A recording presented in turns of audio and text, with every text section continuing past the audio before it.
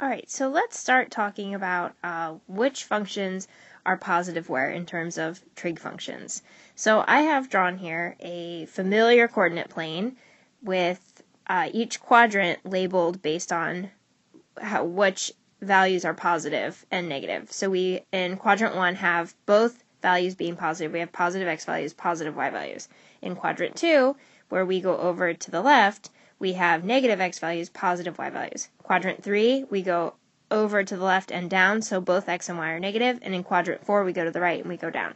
So I know this is all familiar information to you guys, which quadrants have positive x values and positive y values, or negative x values and y values. So I've listed all three of our classic trig functions that we're already familiar with from geometry, including sine, cosine, and tangent. So in geometry, you called sine opposite over hypotenuse. Now we're just referring to sine in terms of the y value, which is always opposite from the angle theta, over the r value, which is always the hypotenuse. Okay, so these are already familiar to us, and kind of newer to our repertoire that we're adding are their reciprocal functions. So here listed are the reciprocal functions. The reciprocal of sine is cosecant, the reciprocal of cosine is secant, and the reciprocal of tangent is cotangent. So I have all these ratios listed here. Okay, this is going to help us determine which trig functions are positive where. Okay, so let's kind of dive in and start looking at this. Let's first look at sine of theta. Okay, so sine of theta is y over r. Okay, so if we're in quadrant 1, sine is positive. So I'm going to write positive sine here. Sine of theta is positive here. Okay, let's look at quadrant 2. In quadrant 2, is the y value positive or negative? So hopefully you're thinking to yourself, the y value is positive, so I know that sine is positive here. Okay, let's look at quadrant 3. We're going to look specifically at the y value. We know that the y value is negative there, so I know sine of theta is negative in quadrant 3. And same thing in quadrant 4, the y value is negative. So hopefully you guys are noticing that we have positive y values up here, negative y values down here. Okay? That also means then, if sine is negative in quadrants 3 and 4, that means also that cosecant will be negative. Basically, whatever pattern sine has, cosecant has it too, because all it is the reciprocal. So sine and cosecant are going to have all the same patterns, so we'll kind of just jot down cosecant and it'll be understood that it's in the other three quadrants as well.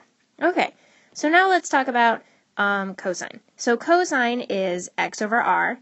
So basically we're focused on the x values because the radius is never going to be negative, it's just the length. Alright, so in quadrant 1 cosine is positive because the x value is positive.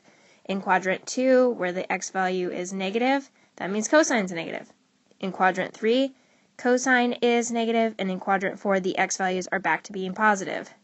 Okay, so hopefully you guys are noticing I'm just focused on the x values here. Cosine is positive in these two quadrants. That makes sense since the x values are positive, and negative in these two quadrants. Alright, now let's focus on tangent of theta. So tangent is y over x.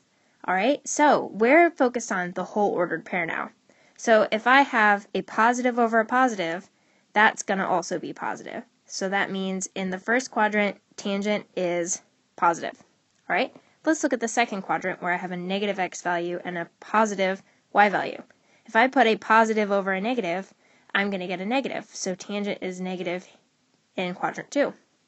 Alright, what if I have a negative over a negative? So the y value over the x value. Well, that's going to be a positive. So that means tangent is positive down here in quadrant 3.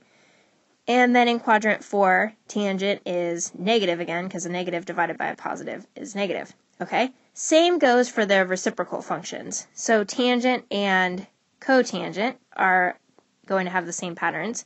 And I didn't mention before, but cosine and its reciprocal function, secant, will also have the same pattern. So to summarize what I was just talking about, in quadrant 1, all of the trig functions are positive. All 6 of these are positive. Okay, so I'm going to put an A in that. I'm going to write all in that quadrant to say that they are all positive.